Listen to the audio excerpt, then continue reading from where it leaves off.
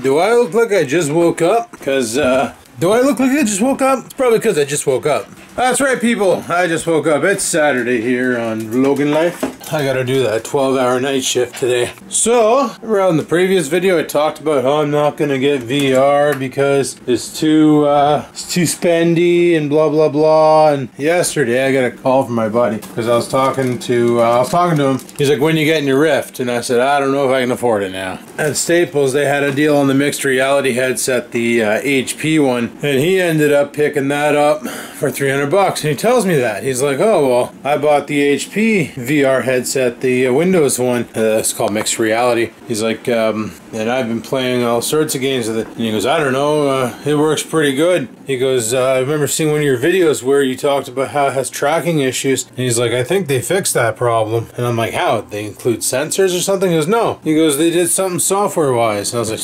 "Okay, sure." He's like, "Why don't you come over and give it a try?" I'm not about to turn down playing some friggin' VR. I was like, "Alright." So yesterday I headed over to his place and we tested it out. And you know what? It worked pretty damn good. The only thing I didn't like about the HP one, because I've already tried the Acer, and that's where I noticed there's tracking issues. But apparently there's some updates in Windows, but that fixed a lot of problems with the recent creators update. Fixed some issues with mixed reality that a lot of people were experiencing. But the one thing I didn't like about the HP was the way it sat on your face. And the reason why I say that is it had this like weird little felt rubber flap thing that just kind of went up against your nose, but there was no support there, so the helmet constantly felt like it was dipping. So you're non-stop adjusting it, tightening the thing in the back, trying to make it work. It was functional, but now I understand the sweet spot logic. Like on the Oculus, there was a sweet spot where in the center, when you look at it, everything's like nice and bright in the center, like it's sharp in the center. But off to the edges, it starts to blur. It's like using those cheap $20 VR headsets that are having you look at your phone. You know, you got the sweet spot and then you got the not sweet spot. But the HP did have that weird thing on its nose that was really not cool.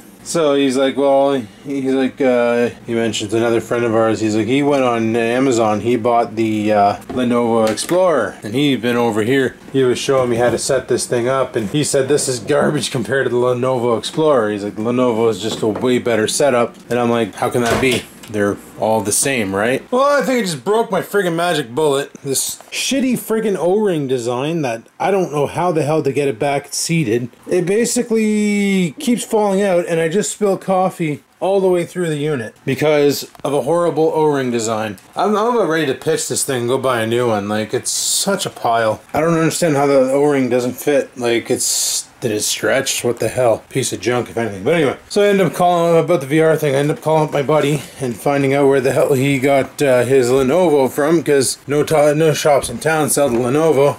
So I wanted to know, because I needs to know. Neighbor's selling like a desk or something. But so we chat for a bit. He tells me, "Oh, I got it online." He's like, "Have you heard of a place called Newegg?" I'm like, "Yeah." Well, there you go. So Newegg was selling the Lenovo Explorer, and I remember looking there too for them, for the MRs. I was looking at the Lenovo, the Dell, and the Odyssey by Samsung, which is apparently the creme de la creme. It's like the King Daddy MR for now. Acer's releasing a new one there, so. But I went on there, and he's like, right now, he goes, they're on sale. He goes, I don't know how long the sale is. He's like, they're on sale for about $299. If you're in the US, guys, it's $180. I already checked. I went to newegg.com. I forgot, I got to go to .ca. I went to newegg.com and I looked it up and went, holy shit, it's $180 with the controllers? Whoa, this is amazing. This is a better deal than he got. I'm going to pick that up. And then when I went to go pick it up, they're like, oh, but you don't live in the US, you live in Canada, so we got to take you to the Canadian site. And then it was like, oh, it's the same price, okay. However, I got this really cool add-on for Chrome that a lot of you who do online shopping probably already have. It's called Honey. No, this is not a place sponsor ad for Honey. All I'm telling you guys is what this thing does is when you go to your checkout and you click on this little thing jumps down from the upper corner of your screen. See that orange dollar sign thing? Or whatever the hell it is? That's honey. And what it does is it scours the web for coupon codes for the site. So as you go to checkout, it comes back and it says, oh, we have X amount of deals for you. Well, it came back with 9 deals. And then it'll just sit there and start trying each one of the coupon codes on its own. You don't have to do anything. Just sit back and let it do its thing. I had to intervene at one point because Newegg was like, hey, what's going on here? Are you a robot? And I just had to click a checkbox and then click on some street signs, and then we're fine. I ended up knocking because it was on a purchase over $300, and I was picking up, theoretically it wasn't over $300 because before tax it was $299, but you have to buy the Bluetooth 4.0 headset, 4.0, and I don't have any of those. None of my computers have Bluetooth on them except for the laptops. Therefore I was like, well, you know what, we're gonna have to order that thing up, and that was only 12 bucks. So I ended up saving $50 on an order over $300, so it ended up coming up to like $278 after taxes and all that shit. Oh, I guess you can say, guys, Skivens jumped on the freaking VR bandwagon, but I didn't spend $700. I'm spending $250. So I ordered the Lenovo Explorer. It comes with the touch remote, some batteries, the headset obviously, and the best part about MR, my buddy was telling me, is it's like, dude, I got home, I opened the box, I tried it on, thought it was neat. I plugged it into the computer's HDMI port, plugged it into the USB 3 port, and Windows did the rest. And I'm like, what do you mean Windows did the rest? He goes, literally, Windows did the rest. I had to do nothing. My only concern is like on the gaming PC back there, I run a triple display. All I'm gonna have to do is move one of the displays off the, cause I got one plugged into the HDMI port. I'll just have to bust out a display adapter and move one of them off of the HDMI to the display adapter and use the HDMI to drive the VR headset. But there's also, now I don't have any cameras to put around the room because it's reverse tracking. It's done from the helmet, right? So whenever that comes in, we'll play some VR and we'll check that out, and I'll do a review on it and let you know what I really think of it all. But a lot of people online seem to really like the Lenovo over the rest. They said the Acer, the way the lenses are, it's really hard to see and it's really blurry and your sweet spot's negligible. The HP is the same, and they said the Dell and the Lenovo are pretty much on par, and if I could have found a deal on the Dell, I probably would have got it because it looks different than the rest. But the Lenovo, they said, was really good because the sweet spot just feels bigger and the headset just feels like it tracks better. So guess we'll have to wait and see. So I mentioned on the previous video that I would talk about why I didn't do the car this year, and part of that is because I still haven't sold the motorcycle. You know, I've been hanging on to it and I'm not posting it online or anything, which was a stupid move because I have people saying they want to buy it, and like I offered it for $300, like 300 bucks, the bike's yours. And I'm even willing to pay for the used car kit, which you have to buy from the Ministry of Transportation when you sell a used car. That's about 20 bucks, so I'm only gonna get $280 for the damn thing. People keep telling me they want it, and then they just go, oh, I don't have the money because something came up. I understand, life's a bitch. Sometimes unknown things pop up that require your finances, and you can't make the move. You know, you can't purchase what you want to purchase, or you know, keep up with your promises of, yeah, I want that, but you know, and I understand that because I've been there. So I wouldn't hold that over any of my friends' heads who said, you know, hey man, yeah, if you can hang on to it for another week, I'll have the money, and then 2 weeks go by and they're like, yeah man, something came up and I had to do whatever, like put a transmission in my minivan, or you know, whatever the case may be. The reason why I said that transmission minivan is that was one of the reasons why one of my friends backed out. Like, yeah, 300 bucks for the motorcycle, I think that's a great deal in my own mind, even though it needs some work, like it needs some gas tank work, but I got quoted 100 bucks to get that fixed, 120 bucks, and the drive shaft boot is going to be about 100 bucks, so like maybe 250 bucks tops. 550, you got yourself a rolling 750cc four-stroke motor, or four-cylinder motorcycle. I think it's a four-cylinder. I could be wrong on that. I don't know. It's a 750 YJ from Yamaha. But even with the motorcycle, like I could have easily have just wheeled it out of the garage and put it on the cement slab, like outside of here.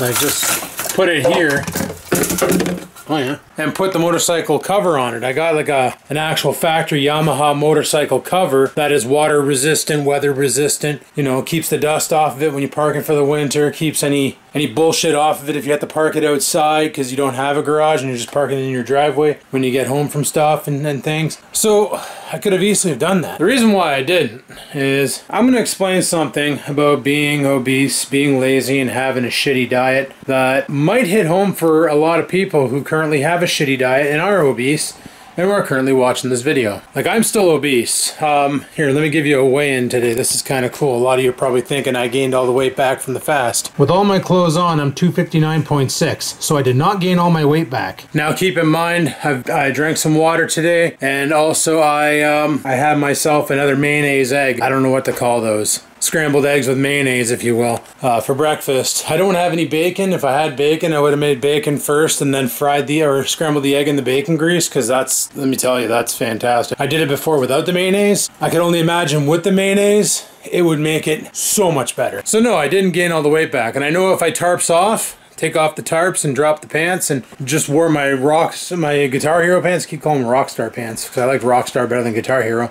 But if I did that there, I'd probably be sitting around 257 right now. And I did not gain all the weight back from the fasting because I did do a proper method of breaking the fast. I'm pretty sure a lot of people on the breaking the fast video, that hasn't come out yet. I'm a little bit ahead of myself vlogging, but I'm pretty sure a lot of people are going to tell me that I didn't break the fast right, and they're going to be, you know, WebMDing the shit out of it and acting like they know everything and stuff. But all the research I've done about breaking the fast was exactly how I did it, was the proper way. Even when I told my boss that I just got off the 5-day fast, and he's like, how was it? I said, first 2 days sucked, and he's like, I know, right? Like, he knew. He goes, but how do you feel now? And I'm going to get into that later on. When you're obese, when you're on the Mountain Dew, Doritos, and bullshit diet, it does something to your brain, like big time to your brain. It gives you this negative outlook on life, like, who cares? When you're sad, you go to the fridge, you eat. When you're bored, you go to the fridge, you eat. You're eating garbage, you're buying garbage, you're buying the processed chicken wings, the bags of Doritos, the, you know, the breads, just the garbage food, and you're eating that, and all you're doing is that's making you happy. So your brain will actually learn that when you're sad, trigger the, I think they call it ghrelin or ghrelin, or it's a hormone in your body that triggers the hunger hormone. It's also triggered when you smoke weed. That's why you get the munchies. One of the effects is, with marijuana, for instance, is it'll shut down insulin production, which triggers the ghrelin production, which will actually trigger the munchie production, which is why people who smoke weed get the munchies. That's an effect. It's also why people with type 2 diabetes, they say that marijuana can give you a temporary release of insulin shock because it shuts down insulin production despite carbohydrates needing to be burned. Weird effect. So I wondered about that. I wondered about how a lot of the, I'm going to just call them potheads, a lot of the potheads that I know who like smoke every day, non-stop, from the moment they wake up to the moment they sleep, are scrawny, skinny dudes. Like, you'd think they would just be reloading the fridge, doing groceries every second day because they'd be going through all the food. But that's not the case because, I don't know, the insulin's turned off, so they're not processing the carbohydrates. Their body's strictly running in a ketosis diet. That's my only logic to it. But, yeah, but when you're in that, and I was there. I was using the motorcycle as an excuse. Oh, I gotta get the motorcycle out there, so I got somewhere to set up the compressor. No, there's a lot more I gotta do out there. I gotta clear that garage out because right now the Trans Am will not fit in the garage. It will not fit. I also need to buy some products. I gotta buy some paint peeler or paint remover, or I don't know, it's some liquid chemical. You pour on the paint and then you use a rubber spatula, or not a rubber spatula, but like one of those plastic spreaders. Spread it all around and then you cover it in a painter's cloth, which is like a plastic, just a piece of saran wrap pretty much. And you let it sit for 15-20 minutes. Then when you take it off, you literally can take your spatula and peel the paint off like you're taking an egg out of a frying pan. I was watching a guy do a refinishing on a Porsche when I was educating myself on body work and respraying the car, and that's what he did. And my buddy Pierre, he's a body man, he actually explained to me, yes, that's the procedure you want to use, and no, it's not expensive stuff. 15 bucks gets you like a gallon of it. A pail about the size of that kitty litter pail, you can pretty much do a couple cars with it. They sell it in smaller quantities. I might go that route because once I respray the Trans Am, I don't think I'm going to be doing too much more respraying of the automotive nature unless I have to. I was making up excuses not to do it for multiple reasons. Number one, when I was 325 pounds, bending over to do stuff sucked. Kneeling to do stuff sucked. My lower back hated when I walked, hated when I did stuff. I remember when I first started this journey, I was like, you know what? I gotta get some more motion. I gotta get some more movement in me. So at work, I used to walk around the building, and I would do, at first I would just walk around the entranceway. I would do loops around the intake and exit donut, as I call it. It's just basically you pull in, you go around it, and then you come back out, and it's like a pickup drop-off area. I used to just walk around that because part of it takes you downhill and part of it's an incline. And I could do about 3 or 4 of those. Then I had to stop and then sit on the bench and wait for my back to stop hurting and then carry on. But as I did it more and more and more, it got better. And then I started riding the bike, and then I got into HIIT, and then I started, that thing's not inside, is it? I just saw a dirt dauber. That's about the size of the wolf spider that was sitting on my shit tickets. He's probably a buddy. I've been noticing throughout this weight loss phase that my outlook on life is big time changing. Like before, like 2CV bloke in the comments when I first started making this, and I'm not being mean to you guy, I'm just saying this is the comment you left. You basically said, I don't care what I eat. Something along the lines of, I don't care what I eat. I gotta find that fucking comment. Basically, it's the attitude, and I get this a lot from people at work too, where enjoy life because you're gonna die anyway, and I don't care what I eat because in the end, we all end up in the ground and stuff like that. And I had that same mentality back in the day. It's like, Adam, you got to slow down on your drinking because it's going to give you liver problems. We have that in the family, and we have other diseases in the family. You got to slow down on your... But I didn't care because when you're obese, it does something to this thing. I'm still obese though, but because I'm physically active and I'm on a diet and I'm on a path, it just, it feels, everything feels different now. Everything feels better. Like I have a more positive outlook on life, like good things are gonna happen, but I didn't have that back in April, May, before I started this journey. Back then, you know, I really didn't care. I didn't really care what happened. I was upset, I was depressed, I was angry, and I didn't know why. That's the worst part. I was upset, angry, and depressed. And then I started this journey, and now I just feel great. You know, I'm losing weight,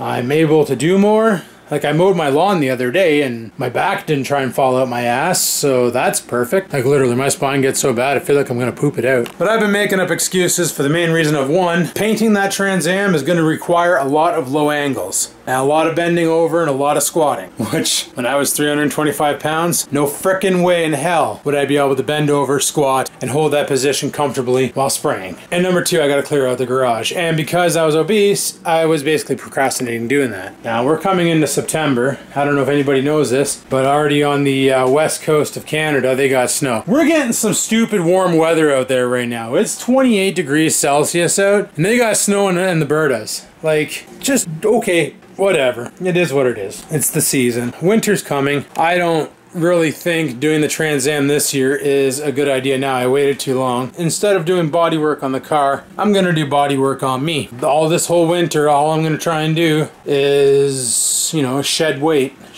get myself down, hit my goal. My goal originally was 225. Actually, it's 235. I don't like that goal anymore. Seeing how I've figured out some weight loss tricks, I can now say to you guys, it's easier to burn fat and lose weight than it is to build muscle. And my new goal is 200 pounds. I'm gonna try and hit it. Like, I'm pacing back and forth, and the cat's gotta lay down right in my pacing path. And not only that, every time I walk by, she flicks her tail out, like she's hoping I'm gonna step on it. Scammers! Why you do this? Get her, Oreo. Yeah.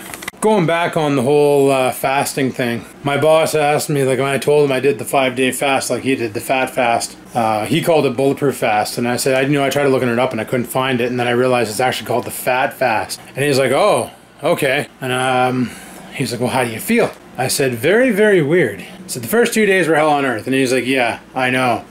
Because your body wants to eat. Your body will trigger the ghrelin at the certain times of days, 9 a.m., around noon, and then again at 5.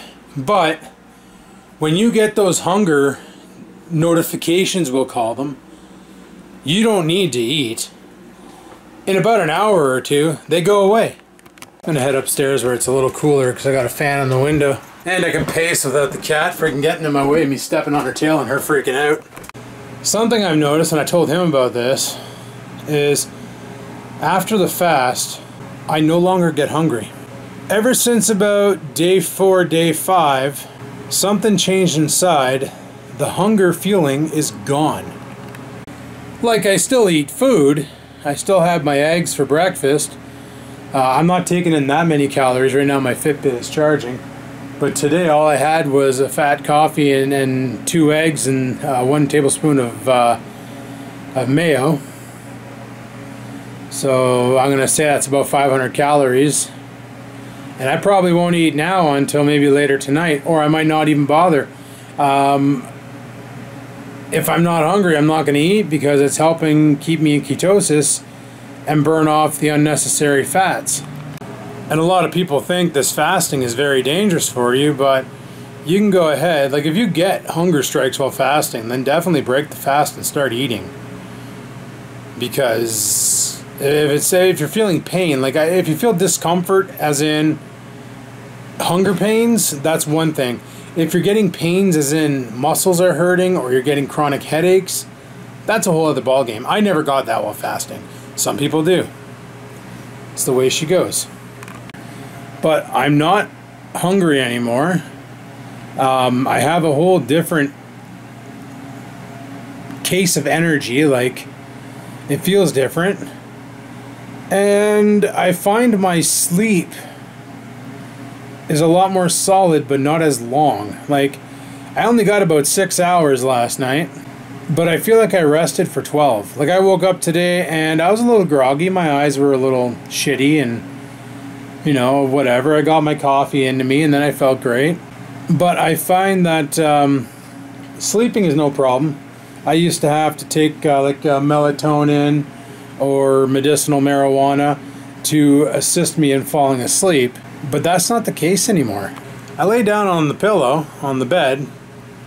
I usually have some TV show playing, Star Trek, Stargate, Simpsons, Doctor House, whatever the case may be. And I'll watch maybe a quarter of an episode and my eyes start getting heavy and I'll just pause it, roll over and go to bed. I never used to be able to do that without some sort of an assistant, like the melatonin or the medicinal marijuana or the valerian root. I always had to use them to fall asleep because physically my body wouldn't shut down. And I want to blame that on the excessive carbohydrates intake. To me, that's what's causing it. And the solution was to get the frig off the carbs. I'm not saying that's the solution for everyone. Hey, you can make your own decisions. But that's what worked for this guy. So fasting definitely did change something in my body chemistry. Something good. Something very good. Another problem I used to have was when I'd be laying in bed, I would get an itch on my leg or somewhere that was hard to reach. And I would reach for it, and right here, I would get this, like, such a heavy cramp. Like it would just be like I pulled an ab doing sit-ups, or just a brutal as frig cramp where I would be completely... I would have to lay still for a half an hour, not move, and wait for it to heal. It was just brutal. Well, that nonsense is gone. That nonsense is dealt with. I haven't had that problem. I can actually scratch different areas of my back now without even needing my back scratcher. I can reach pretty much clear across my back. So, that's good. Because sometimes a good back scratch feels freaking fantastic. But I'm pretty sure the naysayers out there, even though the fasting video, the 5-day fat fast hasn't come out, a lot of people are probably saying on there, oh yeah, you're just going to gain it all back the moment you start eating. It's fake. You're not going to keep it off. Well, you saw the proof today, and I'm wearing full clothes. I'm wearing freaking jeans. I got my denims on, and these are heavy, thick jeans. I'm wearing my t-shirt. I got socks on, and I'm packing jockeys underneath the denim. So, and I rolled a 259 on that. So if I were to tarps off and drop trow, you know I'd be sitting around 257, 256 point something. Just saying. Oh yeah, I know, stupid. I was holding the camera while I weighed myself, so that's an extra pound there. So like I say, it's been about a week since I started the fat fast, because I started it last Saturday, and it's been a week. And would I do it again? Well, if the weight loss plateaus again, you're damn skippy I will. And I'm not going to call it plateau where I weigh myself one day and then I weigh myself the next and the next, like 3 days in, and it's not going down. Usually I wait about 2 weeks. If I stay at the same weight for 2 weeks, then I might do a 3-day fat fast. Just a small one, just to kind of knock the body back in order and go from there. So that's my plan for this year, is I'm going to finish this year off and wait till next spring. If the bike doesn't move, I'll just move the bike. As in, get it the frig out of the garage, get my compressor set up, get all the shit that I don't want in there out, clean it up so I can pull the car in. I don't know if I should do the paint removal in the garage because apparently that stuff really stanks. I might need a really good fan to blow the air out. But I'm not going for a showroom finish on the car either. I'm just going for a finish. You get me? I'm not looking for the smoothest paint on the market. If there's orange peel in it, or if there's some defects from dust or whatever, who freaking cares? It's a 1988 Pontiac Trans Am with a 305, 170 horsepower at the flywheel engine, maybe 120 horse at the back wheels. Car has no value. These things here don't really hold their value that well. Mint condition on Kijiji, you may see them go for $5,000, $6,000, $7,000. In the condition mine's in, maybe $1,500, $2,000, maybe. But the paint condition right now, I'd be lucky to roll it for $1,000. The way I see it is, I want to learn more about auto body and repair and spraying. What a better platform to work on, something you already own. Might as well, right? Just figure around with what you own. Once it's all painted up and looking good, I'm going to put it back on the insurance. I'll drive it. Drive it till it blows up. Maybe if I want to learn mechanics, what a better platform to learn on. Something that has tons of space in it with a little tiny V8. Doing brakes and that. Why not try and do it on that? That way there, if I break that car, who cares? Have my truck to drive. That's my daily. So that's something else to consider. But that's the plan there. So I did mention I would talk about that. And I did definitely want to talk today about how the fasting has changed my physiology. I've also noticed that like right here, like just underneath my pecs, I can feel my ribs now. Like I can actually feel where they meet, and there's like a ball of something here that's really hard, and I've never had that there before. It's really weird. I don't know what it is. It's probably fine. Anyway, people, just to recap there. So basically, I didn't gain any of the weight back from fasting. I've been holding since Thursday at least. My weight's been pretty good. It's been holding. It's been going down a bit. Tomorrow, however, Sunday, I'm probably going to have a couple beers. I'm definitely cooking a steak.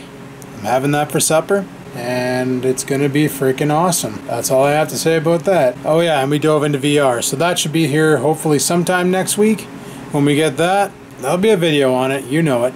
But anyway, people, I'm going to shut this down here. I got about another hour before I got to leave and go to work. So I'm going to get this all edited and uploaded to YouTube. And then go from there. So on that note, thanks for watching. Hopefully you enjoyed today's video. If you did, give that like button a clickety-clack. If you're not subscribed, you know what to do. Hit that subscribe button. Don't forget to ring that bell. And until next time, guys, peace the frig out.